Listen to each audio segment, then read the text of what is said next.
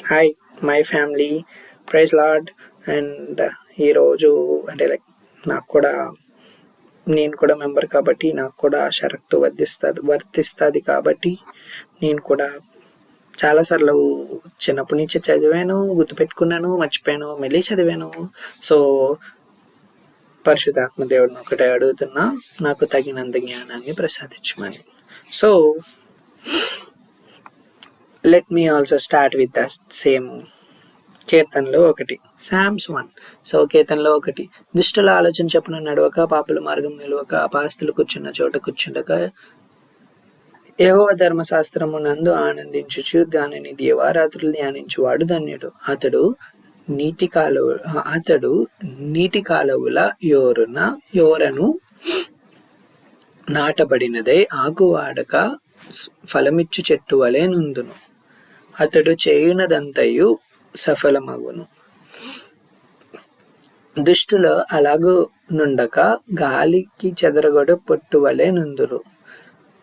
కాబట్టి న్యాయ విమర్శలో దుష్టులు, నీతిమంతుల సభలో పాపులు నిలువరు. నీతిమంతుల మార్గము యెహోవాకు తెలియను, దుష్టుల మార్గము నాశనముకు దారి తీయును అని అనుకుంటున్నా. ప్రస్తుతానికి చదువుతా. సో లాస్ట్లో ఏముంది, నాశనమునకు నడుపును. Okay, fine. సో ఇది అందరికీ తెలుసు, ఇది అందరికీ గుర్తుపెట్టుకుంటాము. కానీ దీని అర్థం ఏంటి? నార్మల్గా ఈ అర్థం ఏం చెప్తున్నారు అంటే, దేవుడు నీట్గా ఒక విశ్వాసి లైఫ్ స్టైల్ ఎలా ఉండాలనేది క్లియర్గా ఇక్కడ మెన్షన్ చేశాడు. అంటే దేవుడు నీ లైఫ్ స్టైల్ ఎలా ఉండాలి, ఎలా నువ్వు నడుచుకోవాలి, రోజు నువ్వేం చెయ్యాలి అనేది క్లియర్గా ఇక్కడ మెన్షన్ చేశాడు. సో దానికి వెళ్ళే ముందు ఈ కీర్తనలో దేవుడు మనకు ఒక వాగ్దానాన్ని ఇచ్చాడు. ఏమని ఇచ్చాడు? అతడు చేయునదంతయు సఫలమగును. అంటే నువ్వు చేసే ప్రతి పనిలోని నీకు సక్సెస్ వస్తుంది. ఓకేనా? అది ఎప్పుడు వస్తుంది?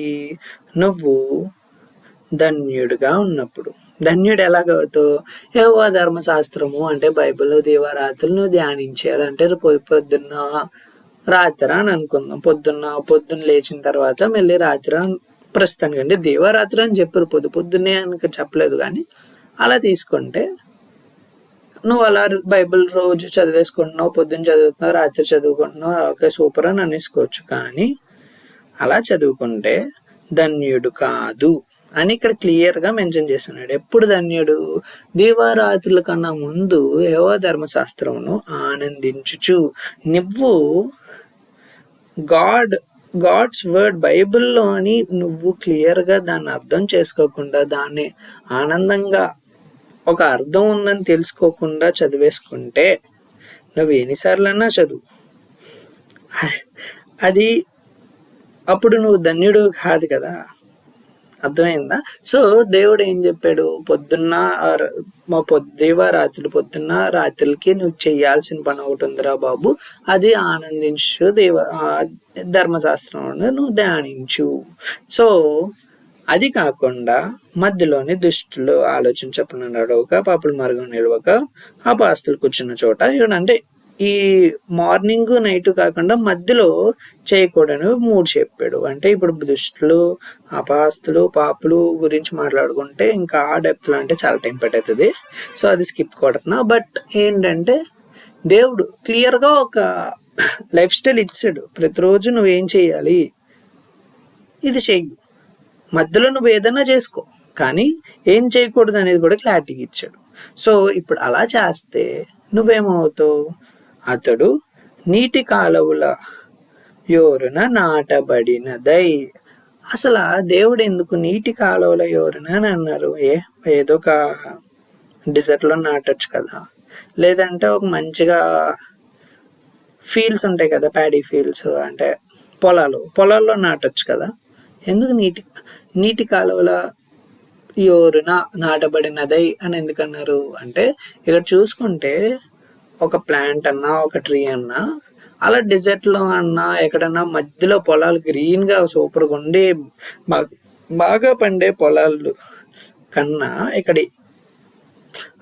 అక్కడ ఏంటి ప్రాముఖ్యంగా అని చెప్పడానికి ట్రై చేశారంటే బయట నుంచి మనం ఎలాగన్నా ఉండొచ్చు, బట్ ట్రీకి ఆర్ ప్లాంట్కి ఎక్కడి నుంచి స్ట్రెంగ్త్ కంప్లీట్గా అండర్ గ్రౌండ్లో ఉన్న రూట్స్ నుంచి. ఆ రూట్స్కి ఎక్కడి నుంచి స్ట్రెంగ్త్ వస్తుంది? వాటర్ నుంచి. సో పొలంలో వేస్తే ఎవడో ఒకడు పొలంలోకి వాటర్ వదలాలి, ఆర్ వర్షం పడినప్పుడే దాంట్లోకి వాటర్ వస్తుంది. డెజర్ట్లో అయితే ఇంకా కష్టం, ఎక్కడో అండర్ గ్రౌండ్లో నుంచి వాటర్ తెచ్చుకోవాలి.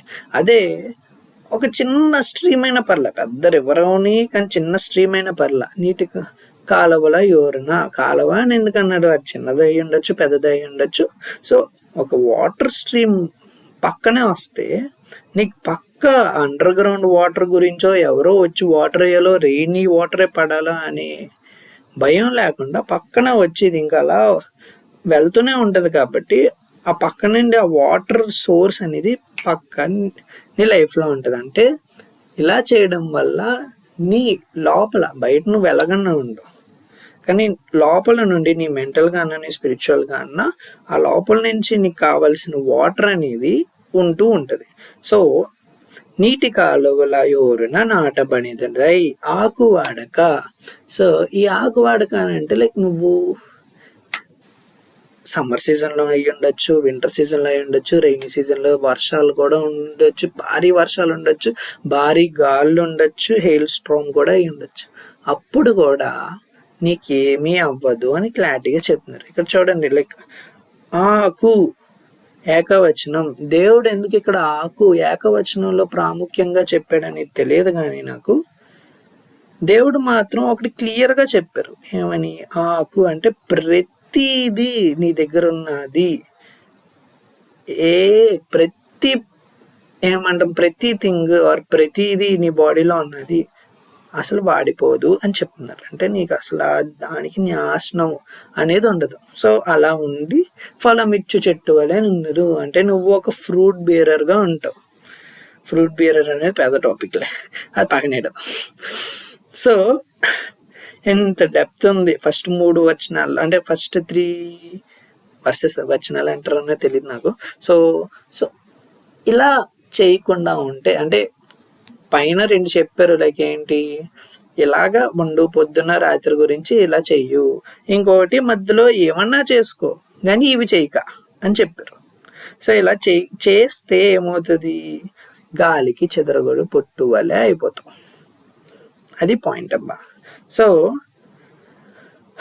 ఇక్కడ 6th verseలో కూడా లైక్ ఇక్కడ ఉంది, నీతిమంతుల మార్గము యెహోవాకు తెలియను. దీన్ని నేను ఒక దానికి కనెక్ట్ చేస్తా, అంటే నార్మల్గా అదే గుర్తొచ్చింది, ఎందుకు గుర్తొచ్చింది తెలీదు. Psalms 20 కీర్తనలో 23 యెహోవా నా కాపరి అని అంటాం కదా. యెహోవా నా కాపరి దాంట్లోని చూసుకుంటే మనకు 3 తెలుస్తాయి. ఇక్కడ ఎంతమంది ఉన్నారు? 2, ఒకరు దేవుడు, ఇంకొకడు మనము, God and me. Next A type of jobs ఉన్నాయి? ఒకటి కాపరి అంటే షెపర్డ్, అండ్ ఇంకొకటి గొర్రెపిల్ల అంటే sheep. So shepherd and sheep relation కనిపిస్తుంది, ఓకేనా. సో ఇప్పుడు జాబ్ ఏంటి? షీప్ షెపర్డ్ని ఫాలో అవ్వాలి, షెపర్డ్ ఒక వే చూపించాలి, అంటే కాపరి ఒక దారి చూపించాలి, గొర్రె ఆ కాపరి చూపించిన దారిలో వెళ్ళాలి. అంటే ఇప్పుడు నీతిమంతుల మార్గము, ఇప్పుడు ఆ గొర్రెని దేంతో పోల్చుకోవచ్చు? మనం నీతిమంతుడితో పోల్చుకోవచ్చు. సో ఆ కాపరి ఇచ్చిన డైరెక్షన్లో ఆ పక్క ఆ నీతిమంతుడు అంటే ఆ గొర్రె పక్క వెళ్తుంది. సో యెహోవాకి తెలుస్తుంది. అంటే యెహోవాకి ఎలా తెలుస్తుంది? యెహోవాయే కాపరి కాబట్టి పక్క క్లారిటీగా తెలుస్తుంది. సో నువ్వు అప్పటికి తప్పిపోవు అని అర్థం. ఇంతే అబ్బా, ఈ రోజుకి 10 minutes అయిపోయిందా? సర్లే, బాయ్, గుడ్ నైట్, నాకు నిద్ర అవుతుంది. Praise lot.